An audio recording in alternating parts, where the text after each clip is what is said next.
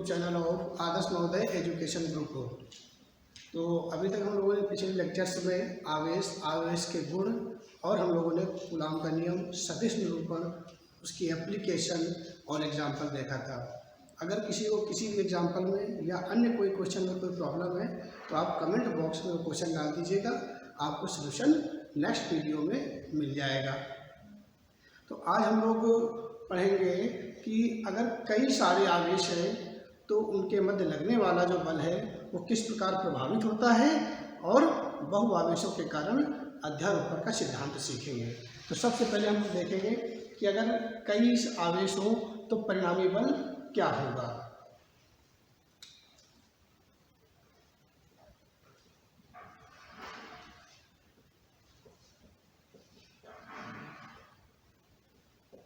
बहुआवेशों की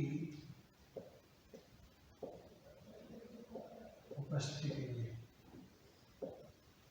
देखिए, इसको हम लोग ध्यान से समझेंगे। इसमें होता क्या है, जैसे मान लीजिए ये कोई ऑब्जेक्ट है, इसमें इधर 10 न्यूटन का फोर्स लगाया गया, तो ये 10 न्यूटन के बल से इधर की ओर जाएगी। यानी हम ऐसे समझेंगे, इस पर 10 न्यूटन का फोर्स इधर की ओर लग गया। अब अगर हम इस वस्तु पर इधर की ओर 5 न्यूटन का बल और लगा दें तो क्या यह 10 न्यूटन का जो बल है इस पर कोई प्रभाव पड़ा? पहले इसको समझेंगे। तो नहीं, इस 10 न्यूटन के बल पर कोई प्रभाव नहीं पड़ा। इस वस्तु पर पहले इधर की ओर 10 न्यूटन का फोर्स था, अब इधर 5 की ओर हो गया, 5 न्यूटन का बल इधर की ओर हो गया, तो इस वस्तु पर परिणामी बल इधर की ओर 5 न्यूटन का लग रहा है। तो परिणामी बल पहले 10 था, अब परिणामी बल 5 न्यूटन हो गया। लेकिन क्या ये 10 न्यूटन का बल कम हो गया या बढ़ गया या फिनिश हो गया? तो ऐसा कुछ नहीं हुआ, केवल परिणामी बल बदलता है, प्रारंभिक बल पर कोई प्रभाव नहीं पड़ता है। इसको हम लोग कूलाम के नियम में किस प्रकार समझेंगे? देखिए, जैसे सपोज कीजिए ये कोई आवेश Q1 है और ये आवेश Q2 रखा हुआ है। इन दोनों के बीच में लगने वाला फोर्स हो गया F बराबर K Q1 Q2 upon R²। R इनका सेपरेशन हो गया, बीच की दूरी हो गई।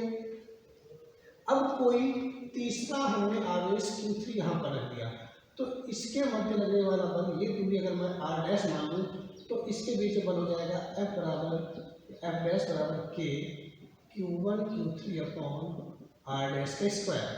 इस आवेश के आ जाने से इस बल पर क्या प्रभाव पड़ा?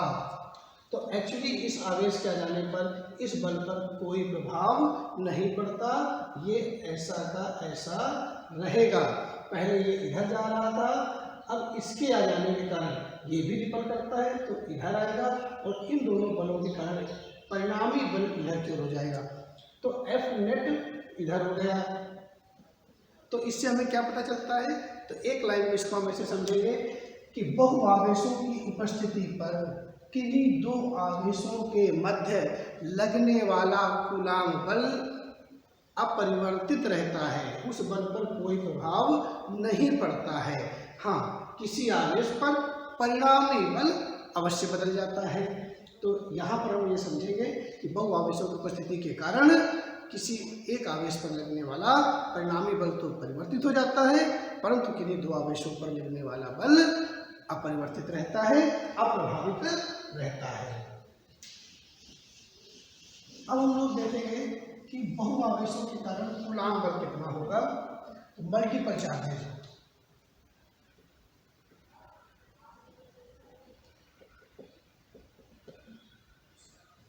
बहुआवेशों के कारण कूलाम बल, इसी को हम बोलेंगे अध्यारोपण का सिद्धांत। 11th में हम लोगों ने एक चैप्टर पढ़ा था वेव। उस वेव में क्या होता था कि अगर किसी स्थान पर एक दिशा में 2 या 2 से अधिक तरंगें एक साथ गमन करती हैं तो किसी क्षण किसी कण का परिणामी विस्थापन उन सभी तरंगों के कारण उत्पन्न विस्थापनों के सदिश योग के बराबर होता था। मतलब क्या है कि किसी एक आवेश पर, बहुत सारे आप यहाँ पर आवेश रखेंगे हम, किसी एक आवेश पर लगने वाला बल सभी आवेशों के कारण लगने वाले बलों के सदिश योग के बराबर होगा। देखो समझेंगे कैसे। जैसे मान लीजिए आपके पास एक आवेश Q रखा हुआ है और इसके पास एक आवेश कोई Q1 है, कोई Q3 है, यहाँ पर एक मैंने Q2 ले लिया। ऐसे करते करते एक आपके पास Qn आवेश है, कई सारे आवेश हैं।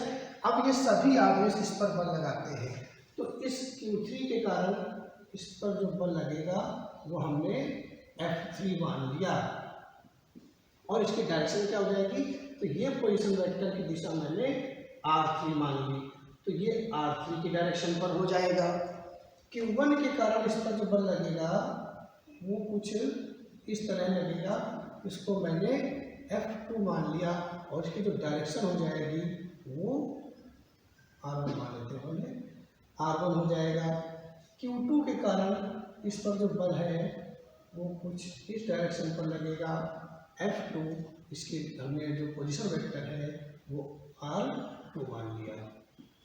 इसी प्रकार Qn के कारण जो बल लगेगा वो ऐसे लगेगा, ये हो गया Fn और इसका पोजीशन वेक्टर मैंने Rn मान लिया यहाँ से इसकी दूरी के लिए।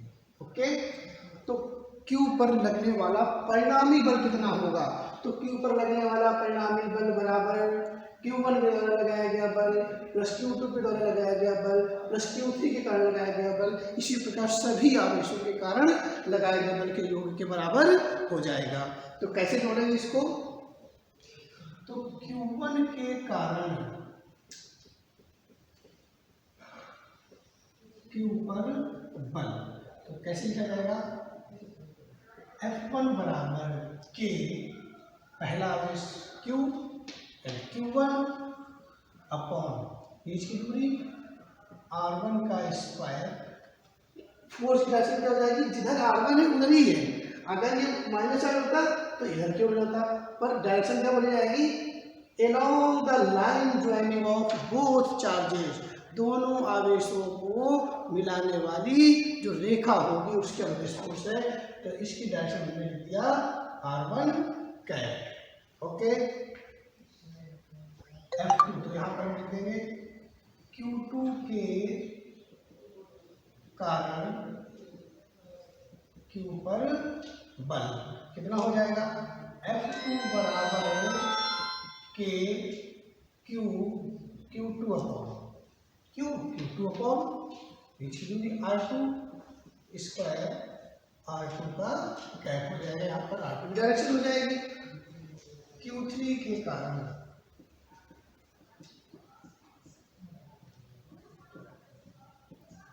Q पर बल, तो F3 बराबर हो जाएगा K Q3 अपॉन R3 का स्क्वायर, R3 कैप हो जाएगा। इसी प्रकार सभी आवेशों के कारण लगेगा बल, तो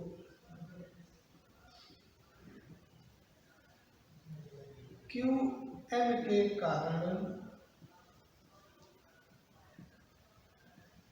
Q पर बल, तो यहाँ लिख देंगे हम लोग Fn बराबर K Qn अपॉन Rn का स्क्वायर, Rn का कैप हो जाएगा। अतः Q पर परिणामी बल, अतः Q पर परिणामी बल क्या हो जाएगा बोलो भाई, तो देखिए F is equal to F1 plus F2 plus F3 plus Fn, मतलब क्या हो गया कि लगने वाला परिणामी बल सभी बलों के सदिश योग के बराबर होता है। तो क्या लिख देंगे यहाँ पर, थोड़ा सा देखेंगे ध्यान से, F1 की वैल्यू कितनी जाएगी, K Q1 अपॉन R1 का square, R1 cap plus K Q2 upon R2 square, R2 cap plus K Q3 upon R3 का square, R3 cap plus k q q n upon r n square, r n का cap हो जाएगा। जोड़ लेंगे F is equal to, देखिए के Q सब जगह कॉमन आ रहा है, तो क्या कर देंगे के क्यू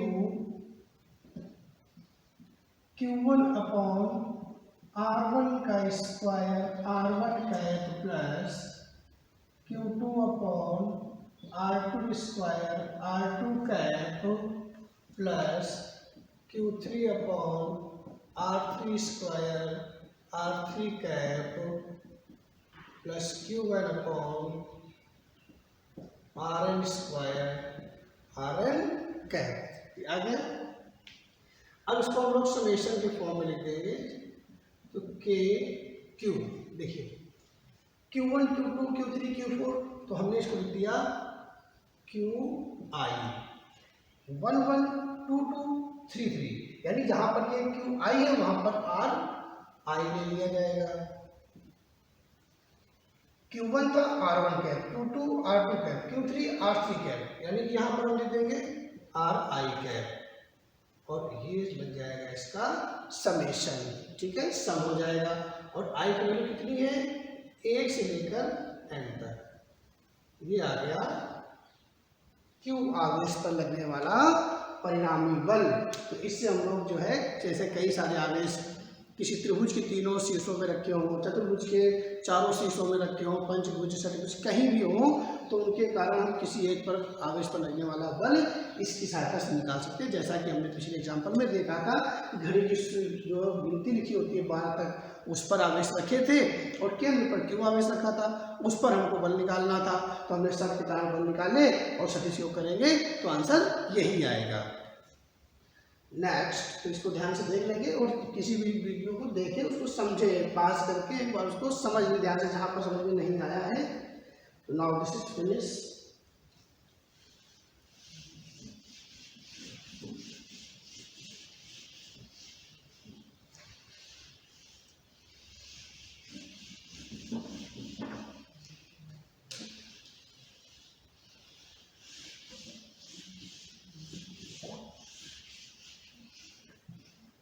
अगला हम लोग पढ़ेंगे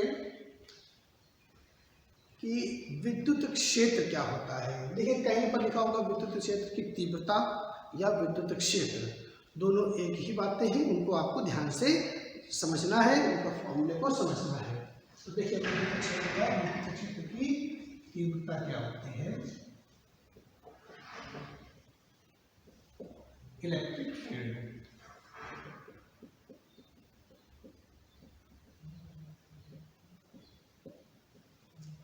देखिए क्या होता है इलेक्ट्रिक फील्ड। इलेक्ट्रिक फील्ड कैसे समझेंगे, मान लीजिए कि यहाँ पर एक आवेश रखा हुआ है, इस आवेश के कारण यहाँ पर कहीं पर कोई आवेश लाते हैं तो कूलाम बल का अनुभव करेगा। जहाँ पर किसी आवेश को लाने पर कूलाम बल का अनुभव करे तो वही उसका विद्युत क्षेत्र कहलाता है। मान लीजिए क्यू आवेश है और यहाँ तक अगर किसी आवेश को लाया जाता है, यहाँ पर ये बल का अनुभव नहीं करता, यहाँ पर नहीं करता, यहाँ पर ये बल का अनुभव करने लगता है, तो समझ जाइए कि इस आवेश का यहाँ पर विद्युत क्षेत्र है। जैसे गुरुत्वीय क्षेत्र हम लोग पढ़ते थे 11th में कि किसी पिंड के चारों ओर या पृथ्वी के चारों ओर का वह क्षेत्र जहाँ पर कोई वस्तु गुरुत्वीय बल का अनुभव करती है तो क्या कहलाएगा, उस पिंड का गुरुत्वीय क्षेत्र कहलाएगा। इसी प्रकार किसी आवेश के चारों ओर का वह क्षेत्र, किसी आवेश के चारों ओर का वह क्षेत्र जहाँ पर किसी अन्य अल्पावेश को लाने पर वह विद्युत बल का अनुभव करता है, उस आवेश का विद्युत क्षेत्र कहलाता है। यहाँ पर एक वर्ड हम लोग यूज करा करेंगे, परीक्षण आवेश। परीक्षण आवेश एक प्रकार का अल्प और धनावेश होता है जिसे हम लोग विद्युत क्षेत्र के परीक्षण के लिए यूज करते हैं कि विद्युत क्षेत्र उपस्थित है या नहीं है। तो परीक्षण आवेश को प्राय हम लोग Q0 से प्रदर्शित क्या करेंगे,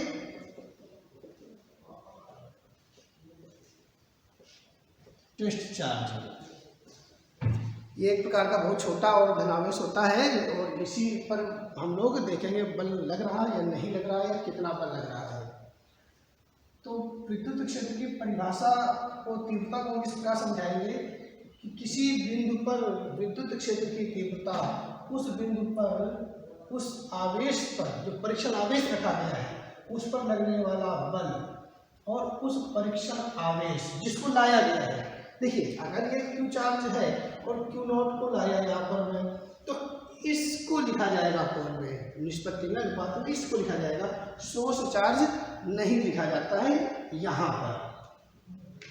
तो यह एक सदिश राशि होती है, यहाँ पर वेक्टर लगा देंगे, यह अदिश राशि है, ये इसका वेक्टर फॉर्म बन गया। तो क्या बोला जाएगा, किसी स्थान पर विद्युत क्षेत्र उस स्थान पर रखे किसी परीक्षण आवेश पर लगने वाले बल और उस परीक्षण आवेश के अनुपात को उस बिंदु पर विद्युत क्षेत्र की तीव्रता कहते हैं।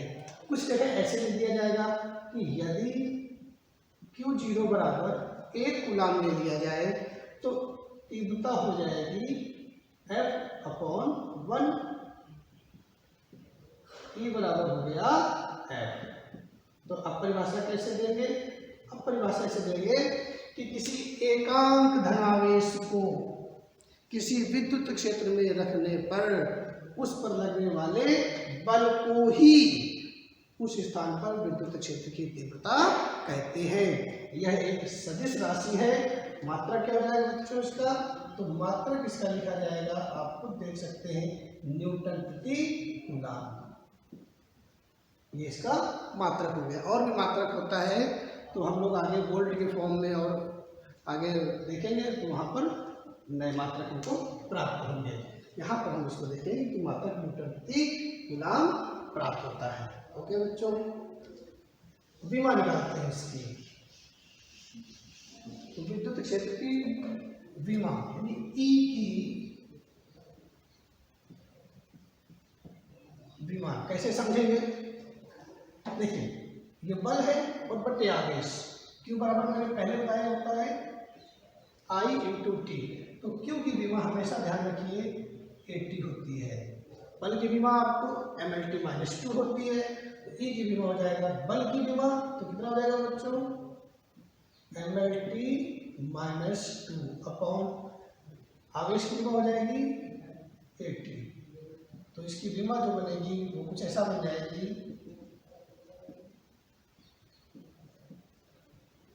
mLT, ये ऊपर पावर 1 है, ऊपर जाएगा तो T-2 और -1 तो T-3, और ये भी 1 है, ऊपर जाएगा तो -1 हो जाएगा।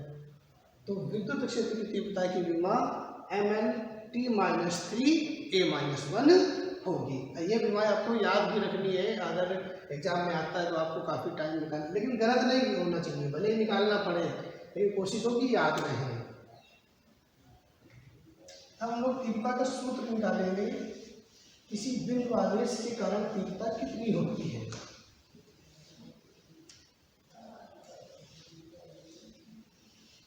एक पॉइंट यहाँ पर हम और समझ लेते हैं कि तीव्रता E = हमने पढ़ा F/Q0।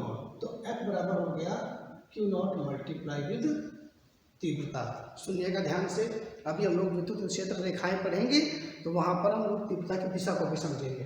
फिलहाल यहाँ पर हम ऐसे समझ लेते हैं कि मान लीजिए कि यह एक विद्युत क्षेत्र है, यहाँ पर विद्युत क्षेत्र उपस्थित है। तो इस बिंदु पर विद्युत क्षेत्र उपस्थित होने का मतलब है कि अगर इस दिशा में है तो यहाँ पर कोई प्लेट या कोई चीज़ ऐसी है जिस पर धन आवेश है। कैसा आवेश है, धन आवेश है, और जिधर की ओर तीव्रता जा रही है उधर की ओर ऋण आवेश है। या यूँ कह सकते हैं कि इधर उच्च आवेश, इधर निम्न आवेश है। तीव्रता उच्च आवेश से निम्न आवेश की ओर होती है या धन आवेश से ऋण आवेश की ओर होती है। यह भी हो सकता है कि यहाँ पर जो है आवेश 0 हो तो प्लस से 0 की ओर आ जाएगी। अगर यहाँ पर माइनस है और यहाँ पर 0 है तो भी तीव्रता ये उच्च हो गया ना आवेश। देखिए यहाँ माइनस, यहाँ 0, तो माइनस छोटा हो गया तो तीव्रता तो भी इधर की ओर होगी। तो ये चीज़ ध्यान रखिए, तीव्रता किधर की ओर होगी। अब यहाँ पर मैंने एक प्लस का Q चार्ज रखा तो इस पर बल कितना लगेगा, तो अगर यहाँ पर तीव्रता E है तो बल किधर लगेगा, प्लस में रखोगे तो प्लस प्लस को रिपल करेगा, माइनस माइनस को खींचेगा, तो इधर की ओर जाने का प्रयास करेगा।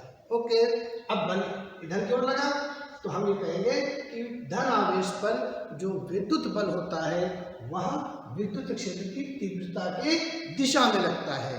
नई बात समझ में आई?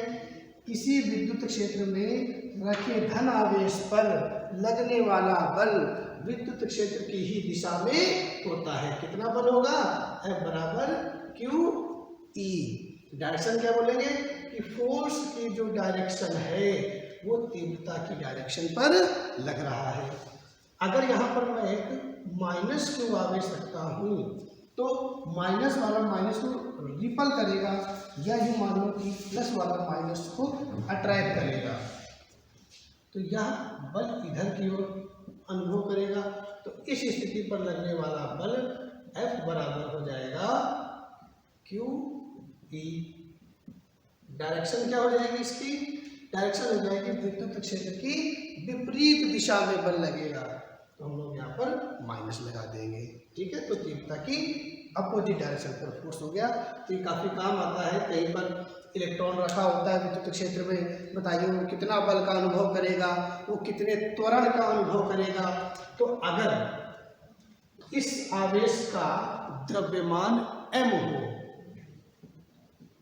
माना आवेश का द्रव्यमान m है, तो बल कितना लगा? विद्युत बल कितना लगा? तो हम यहाँ पर छोटा सा e बना दें, तो विद्युत बल हो गया F बराबर क्यू ई। अब ये त्वरित होगा, जैसे इसको आप छोड़ेंगे तो ये भगेगा उधर की ओर, तो त्वरित होगा, तो इसको त्वरण प्राप्त हो गया। अगर त्वरण मिल गया तो इस पर त्वरक बल कितना हो जाएगा? त्वरक बल हो जाएगा मास इनटू एक्सीलरेशन।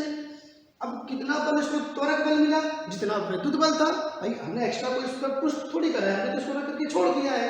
रख करके छोड़ने पर जो बल लगेगा वही बल जो त्वरक बल है वो विद्युत बल के कारण ही प्राप्त हुआ है, तो यह बल क्यू ई के बराबर हो जाएगा। तो क्यू ई जो है वही त्वरक बल होगा। तो यहाँ पर उस कण का एक्सीलरेशन भी हम लोग निकाल सकते हैं। अगर कोई इलेक्ट्रॉन है तो इलेक्ट्रॉन का आवेश, विद्युत क्षेत्र, इलेक्ट्रॉन का द्रव्यमान कितना होता है? 9.1 10 - 31 kg, और जो तीव्रता है विद्युत क्षेत्र की वो दी जाएगी। धन आवेश होगा तो त्वरण की डायरेक्शन क्या हो जाएगी? विद्युत क्षेत्र की दिशा में हो जाएगी। ऋण आवेश होगा तो माइनस यहाँ अप्लाई होगा, तो विद्युत क्षेत्र की विपरीत दिशा में त्वरित होगा वो आवेशित कण। तो ये ध्यान रखिएगा, ये छोटे से न्यूमेरिकल से में पूछा जाता है, कई बार आया है एग्जाम में, तो इसको आप तैयार करिएगा।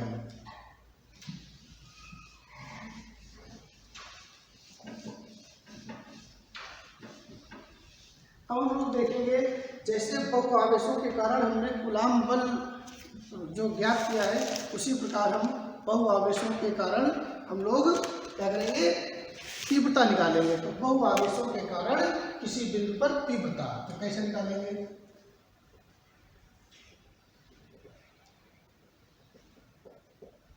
बहु आवेशों के कारण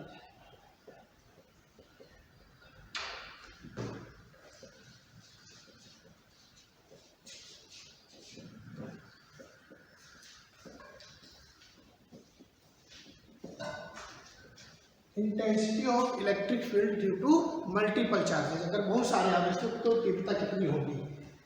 तो सपोज करिए आपके पास एक Q1 आवेश ये है, Q2 आवेश, Q3 आवेश, वही कहानी Qn आवेश। किसी बिंदु O पर आपको तीव्रता ज्ञात करनी है, तो Q1 के कारण जो तीव्रता होगी ये प्लस है, तो ये इस पर तीव्रता बाहर को ऐसे अप्लाई करेगा, ये तीव्रता हो गई आपकी E1। डायरेक्शन इसकी मैंने मान लिया R1। Q2 के कारण इस पर जो तीव्रता अप्लाई होगी वो कुछ इधर की ओर हो जाएगी, तो ये हो जाएगा आपका E2। डायरेक्शन हो जाएगी आपकी R2। Q3 के कारण तीव्रता कितनी हो जाएगी? E3 हो जाएगी, और डायरेक्शन हो जाएगी R3। Qn के कारण तीव्रता कितनी हो जाएगी? हमने ई एन मान लिया, इसकी डायरेक्शन क्या हो जाएगी आर एन वेक्टर लगाएंगे। ओके, तो देखिए किसी बिंदु आवेश Q के कारण तीव्रता E बराबर होता है F अपॉन क्यू नॉट परीक्षण आवेश। ओके, अगर वो आवेश मान लीजिए कि Q आवेश था यहाँ पर और ये Q नॉट रखा है, तो इस पर बल कितना हो जाएगा E बराबर K Q1 Q2 upon r square, r separation हो गया और Q2 जो है यहाँ Q नॉट लिख देंगे, कैंसिल आउट हो जाएगा। तो इंटेंसिटी हो गई आपकी F K Q upon r square.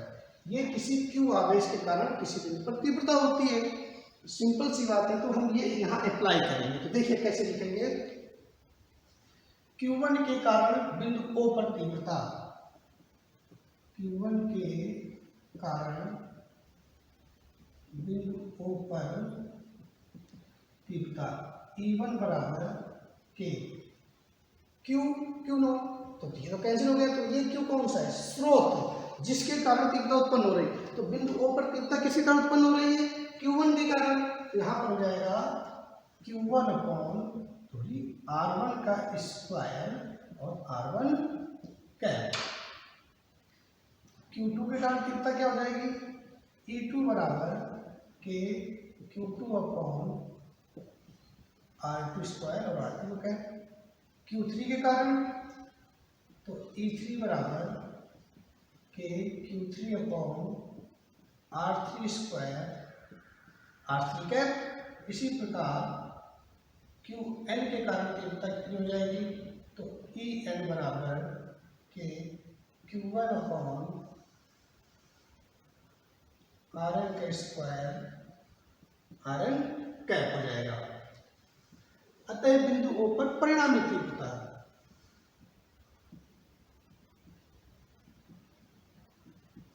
अतः बिंदु O पर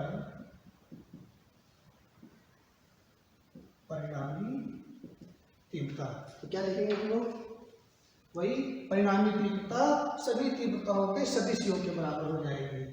तो E बराबर हो जाएगा आपका E1 plus E2 plus E3 plus En।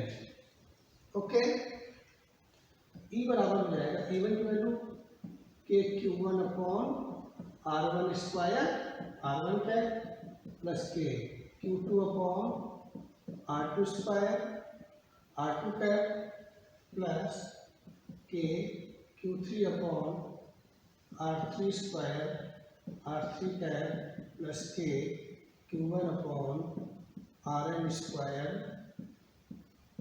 Rn cap. ये हो जाएगा।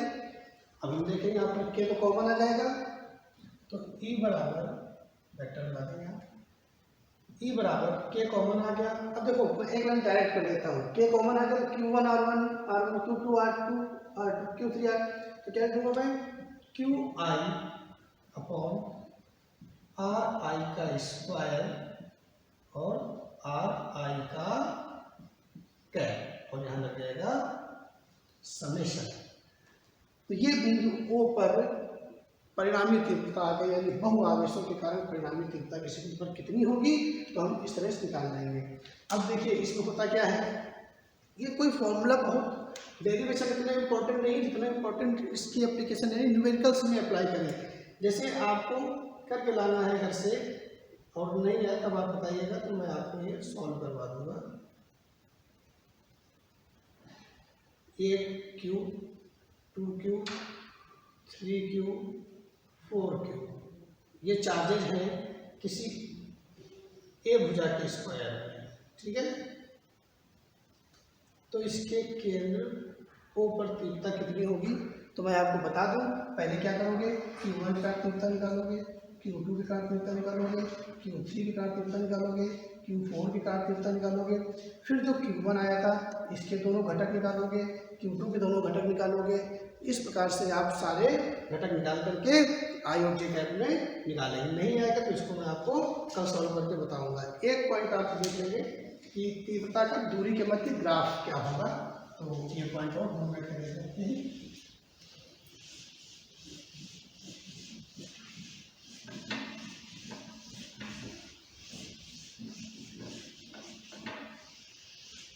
देखिए जैसे मैंने कहा किसी बिंदु आवेश Q के कारण E और R का ग्राफ समझ लेंगे। तो हमने कहा किसी आवेश Q के कारण किसी बिंदु पर तीव्रता E बराबर हमने देखा K Q/r²। देखिए तीव्रता जो है वो r² के व्युत्क्रमानुपाती है। ओके, तो देखिए क्या बन जाएगा, और इसका जो ग्राफ है वो कुछ ऐसा बनेगा। एक तरफ तो मैंने r ले लिया और दूसरी तरफ मैंने तीव्रता ले ली। r जितना कम होगा तीव्रता उतनी ही ज्यादा होगी, व्युत्क्रमानुपाती हो गया। तो r जितना ही कम होगा तीव्रता उतनी ही ज्यादा होगी, r जितना ज्यादा होगा तीव्रता उतनी ही कम हो जाएगी। स्क्वायर के फॉर्म में है, तो इस तरह से ये ग्राफ प्लॉट हो जाएगा। तो E proportional to 1/r²। Okay, तो ये इसके बीच में ग्राफ हो गया तीव्रता और दूरी के बीच में। एक इम्पोर्टेंट पॉइंट है, इसको आप जरूर ध्यान रखिएगा। एक क्वेश्चन भी बनता है, ये क्या क्वेश्चन बनता है? क्वेश्चन ये है कि चूंकि सूत्र तीव्रता का मैंने पढ़ा Fe बराबर F/Q0। तीव्रता बल के समानुपाती, तीव्रता परीक्षण आवेश के व्युत्क्रमानुपाती होती है क्या? नहीं। यानी कि अगर मैं ये कह दूं, ऐसे लिख दूं कि E समानुपाती F और E व्युत्क्रमानुपाती 1/Q0, यानी व्युत्क्रमानुपाती Q0, तो क्या ये अलग अलग लिखना सही है? ये गलत है। बस इसको बहुत इंपॉर्टेंट तरीके ध्यान रखिएगा। किसी आवेश के कारण जो तीव्रता होती है या किसी बिंदु पर जो तीव्रता होती है, वहां पर परीक्षण आवेश पर लगने वाले बल और उस आवेश के अनुपात के बराबर होती है। यह मत कहिएगा कि परीक्षण आवेश को अगर मैं डबल कर दूं तो क्या तीव्रता आधी हो जाएगी? नहीं, ऐसा पॉसिबल नहीं है। क्यों?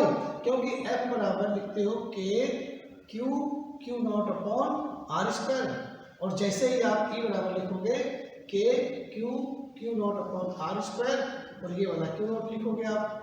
तो देखिए जब तीव्रता निकालते हो तो जो परीक्षण आवेश है वो कैंसिल आउट हो जाता है, इसलिए ये परीक्षण आवेश पर निर्भर नहीं करता, बल्कि बल और परीक्षण आवेश के निष्पत्ति पर निर्भर करता है। इंपॉर्टेंट पॉइंट है, 1 नंबर का क्वेश्चन पूछा जाता है, इसको आप ध्यान रखिएगा।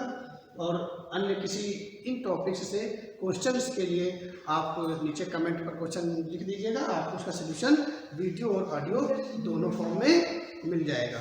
ओके, इस चैनल को ज़्यादा से ज़्यादा लोग सब्सक्राइब करें, शेयर करें। Okay, bye.